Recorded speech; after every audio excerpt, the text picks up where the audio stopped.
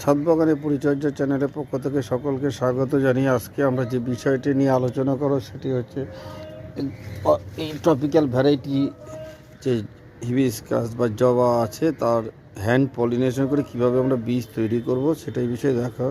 আমি অন্য একটি ট্রপিক্যাল ভ্যারাইটির জবা ফুল নিলাম যেটা আজকে ফুটেছে, সেখান থেকে নিয়ে আমি ভ্যালেন্টাইন যেটা অস্ট্রেলিয়ান ভ্যারাইটি আছে তার উপরে হ্যান্ড পলিনেশন করছি। এবং এই হ্যান্ড পলিনেশনের ফলে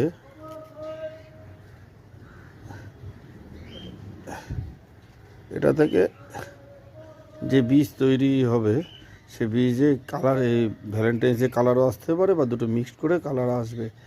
কীভাবে হ্যান্ড পলিনেশন করা হবে দেখুন, আমরা এটা পোলেনগুলি স্টিগমার উপরে আমরা লাগিয়ে দিলাম যাতে পলিনেশন হতে এটা সুবিধা হয়। দেখুন আমরা আরেকটি এটি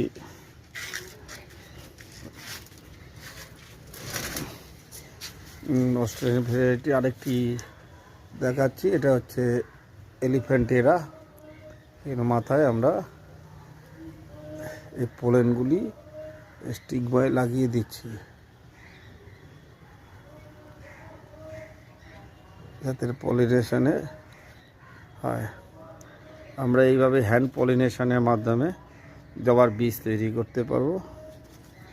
সকলকে ধন্যবাদ জানিয়ে আজকে ভিডিওটি এখানেই শেষ করছি। পরবর্তী ভিডিওতে দেখার জন্য আপনারা